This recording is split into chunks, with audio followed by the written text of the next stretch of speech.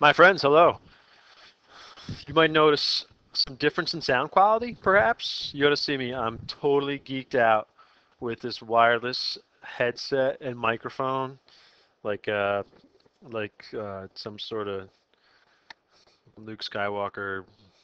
I don't know. Anyway, so I wanted to take some time to go over this kind of question. It's called a fireman and a ladder question. This is the typical setup where you have an object, well, a ladder, leaning against a wall like this, and we in the standard kind of question, what it ends up saying is you have a load that you end up moving higher and higher and higher up the ladder until eventually the ladder slips. And so the first part of the problem is not about that, but the second part is sort of about that. So let's investigate. And we're going to point out a couple of neat things, or hopefully useful things, about how to handle torque problems. All right, so this one, like any torque problem, starts with a good free body diagram. All right, in this case, we have a normal that the wall exerts there, and we have a normal that the floor exerts here. We also have weight forces. We have here weight of the ladder, and in this one here, we have weight of the fireman. And there has to be, I'm going to draw it over here just to keep it out of the way, a frictional force. There could be a frictional force here exerted by the wall on the top of the ladder, but it does make this a more challenging problem. This one luckily does say a frictionless wall. Okay, so, I mean, looking at this free body diagram, hopefully there are a couple things that stick out at you, all right? And they come from what we know about equilibrium, and in particular net force statements. Okay, the first is that normal from the wall equals the friction force. All right, I'm skipping this step, normal wall minus friction force equals 0, therefore they're equal. I'm just jumping right to the fact that they're equal. Now, we don't know what either one of those are, but they have to be the same. They're the only horizontal forces. We can also see here, if we look at y direction stuff, that normal from the floor equals weight of the ladder plus weight of the fireman. They're the only vertical forces. All right, and actually we already know the weight of the ladder and the weight of the fireman. So without, I mean, it feels like we didn't even have to do anything. We already found this answer. That's the old easy stuff, the net force stuff. Okay, and now notice this is going to be the same no matter these things. Yeah, no matter where. No matter where this fireman goes, this normal force exerted by the floor is always 1,300 newtons. All right, what changes is, well, depending on where that fireman is, this and therefore this will change. Okay? And so to figure out what either one of those is, we've got to do a net torque thing. All right, now the question here asks us to find the horizontal and vertical forces exerted on the base of the ladder by Earth. All right, so we're looking for the normal and the floor. Well, we already got that. And we're looking for the friction force. Now, the little wrinkle is that I'm going to do this. I'm actually going to find what the normal exerted by the wall is and just say, well, if I know that, then I, by default or by definition, have found the friction force. All right. So to do that, I'm going to put an axis here. And the reason I put the axis there is because literally it just makes this problem one term easier. There are 3 torques about that axis from the 2 weight forces and that normal exerted by the wall. All right. If I put the axis at the top, I'd have 4 torques from each of the weights, from the normal force exerted by the floor, and from the friction force. And I'd rather do a problem with 3 torques instead of 4. Okay? All right, so our net torque statement is going to look like this. Well, the normal force exerted by the wall about this axis would make the ladder rotate that way. I'm going to call that the positive direction. Each of these two weight forces would make the ladder rotate that way. And therefore, that's what we call a negative torque.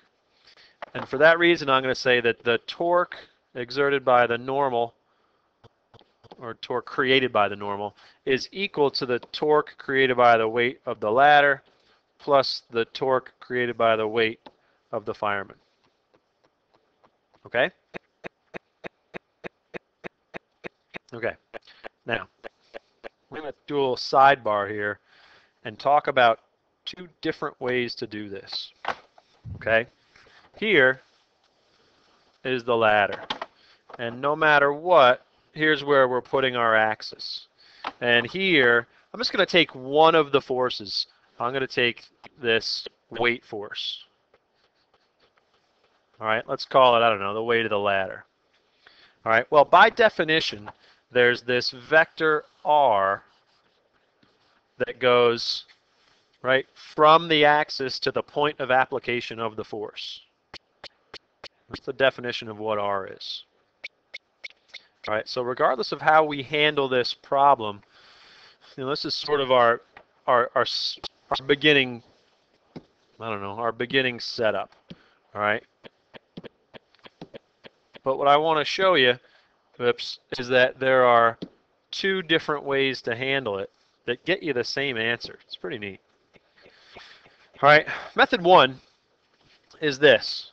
We know, just got to move that to weight of the ladder. Method one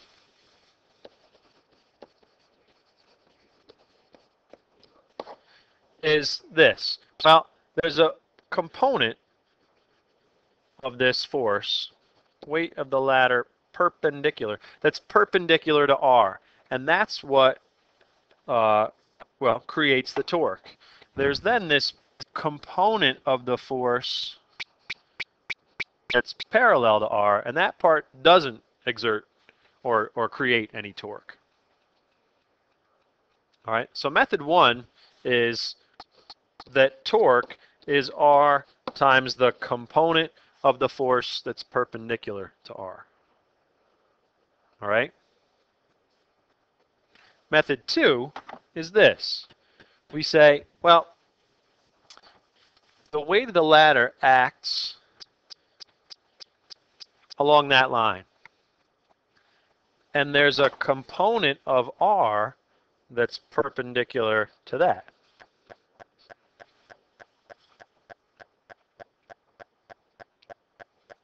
And so in this case, we can say that the torque is r perpendicular times F, right?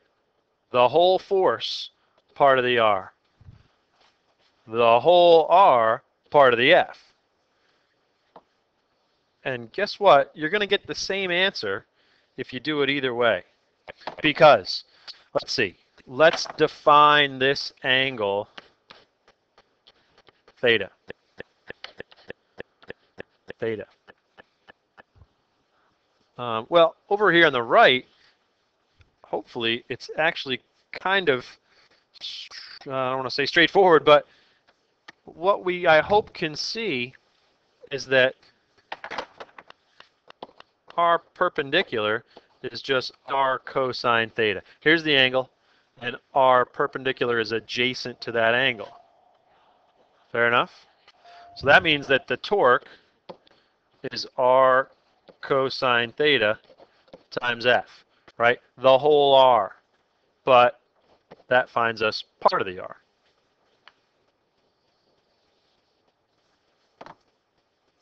Over here, in method one, oh, I didn't write method two over here.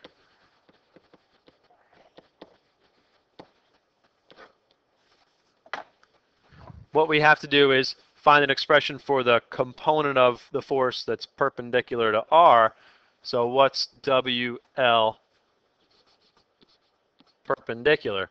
Well, this takes a little geometry, okay?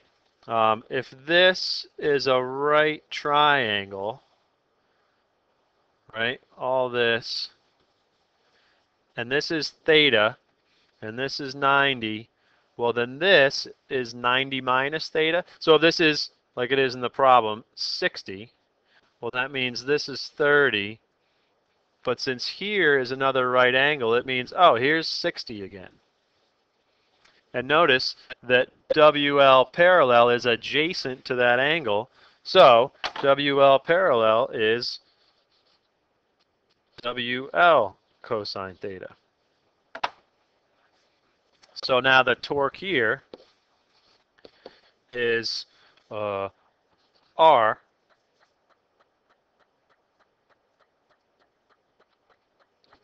F. I wish I had written this as, yeah, well, it's really WL cosine theta. Over here, I should have written this as R cosine theta times WL. All right, and so notice that these are this, oops, that these are the same thing. We just multiply terms in different orders, which is fine. All right, because what we're really doing is, in this case, we're using that whole force, but this part of R. In this case, we're using, let's see, we're using this whole, or we're using,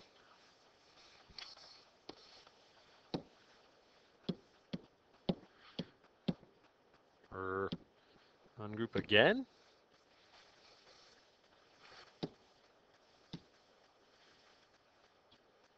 Hello. Oh my.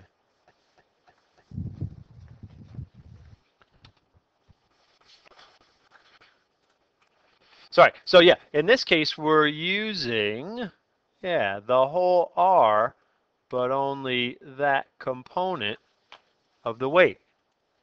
So you do this magnitude times that magnitude, or this magnitude times that magnitude, and guess what? You get the same answer. All right, this might be like, oh boy, like 10 times 3, and this is like 6 times 5, and those are the same. It's just a matter of which thing you break up into components. Right? And that's up to you. But the idea is you got to find what's the easier way in any given situation. All right? This goes down here. This goes over here. In this problem, I personally think the method 2 is the easier way to go. All right? And so that's how I'm going to approach this.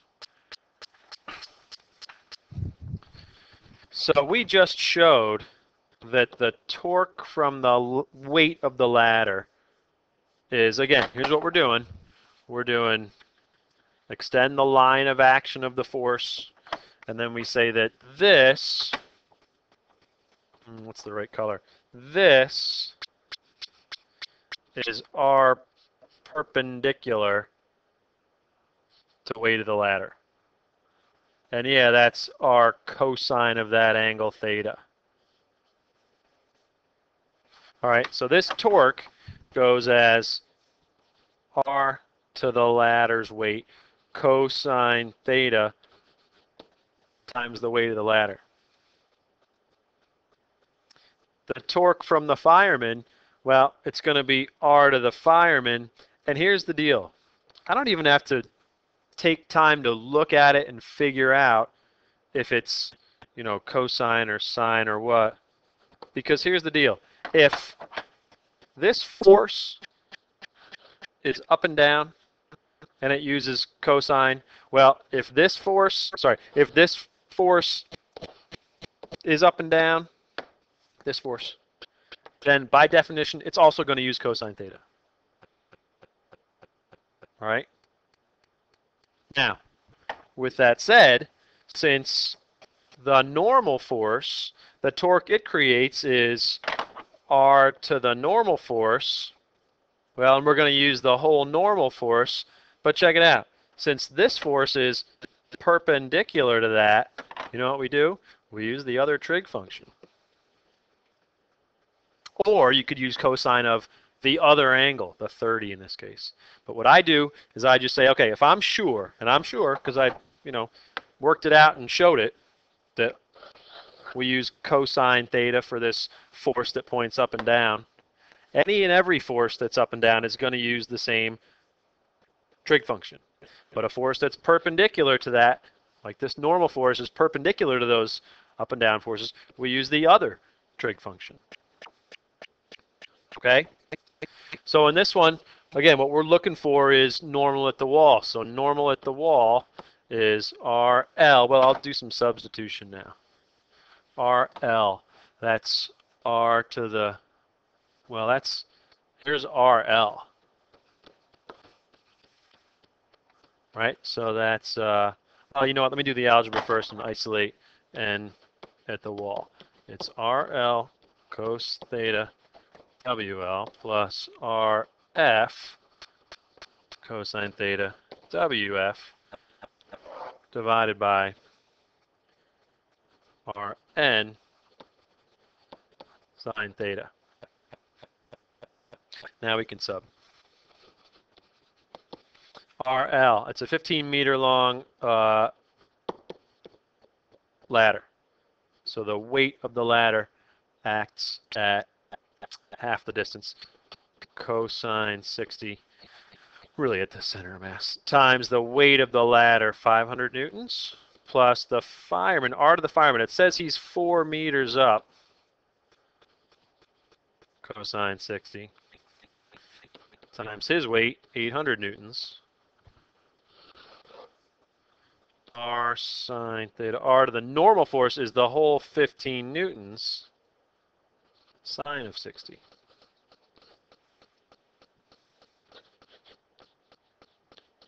And that gets you your answer for normal at the wall, which is 267 or 268.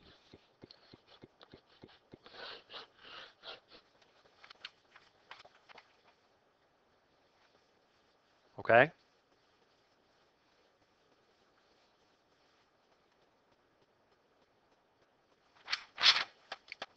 Now, in the next part, in part B, it says the ladder is just on the verge of slipping when the firefighter is, 9 meters up? My page is literally ripped at that. I think it's 9 meters up. And so what's the coefficient of friction? So all we have to do there is change this to 9 meters. And notice what happens. As we said, if we change the place where this force is applied, and we move it up here, notice what happens. This number gets bigger. It makes the top of this fraction get bigger, and so the normal force increases. And that makes the frictional force increase also.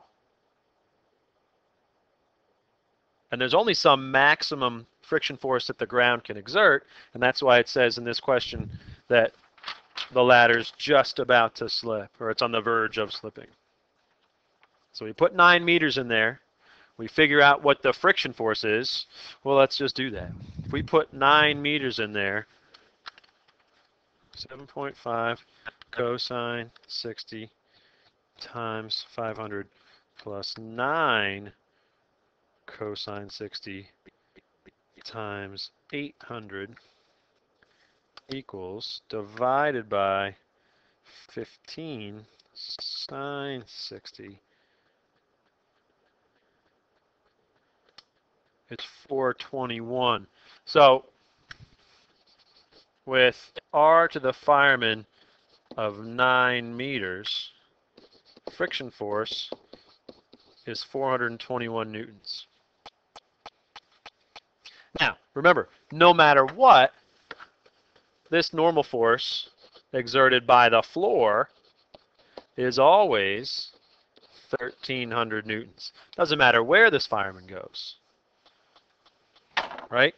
The downward forces, the weight of these two firemen and ladder, always have to equal the upward normal force exerted by the floor, right? So that's always 1,300, never changes. So now we say for these two that friction is mu times n. So if it's just about to slip, that means we've gotten to the maximum static friction, and that's friction force divided by n, or 421 divided by 1300. That better darn well give us 0.324, and it does. Okay? So the takeaways, I hope, are these. One, here's how you do this problem. Okay, fine. But two, you have a couple different options of how to handle torque problems. And you got to find the method that works better for you. For me, in this problem, this one looks messier and involves a little more room for error in figuring out which angle is which and therefore what trig function to use and all that stuff. This method over here looks a little bit cleaner, right? I already have the angle and I just draw our perpendicular right near it, and therefore I can tell that I use cosine for this one, right? So yeah, I don't know. You gotta, like I said, you gotta figure out what method works better for you. Okay, and the other thing, the other big takeaway, I hope, is this one. We sort of did it here, where if you figure out for sure, if you end up really confident that the torque created by one force involves using a cosine of one angle, then the torque created by any force that's parallel to that is going to use the same trig function. I'm going to say that again. If you figure out that the torque created by one force uses a certain trig function, and you're sure about that, well, if that force points in a certain direction, then any other force that points parallel to that force is going to use the same trig function. You can bet on it. Bet your life on it. However, or with that said, or in addition, if we have a torque created by a different force, and that force is perpendicular to that other one that you just were so sure about, then what you do is just use the same angle, but the other trig function.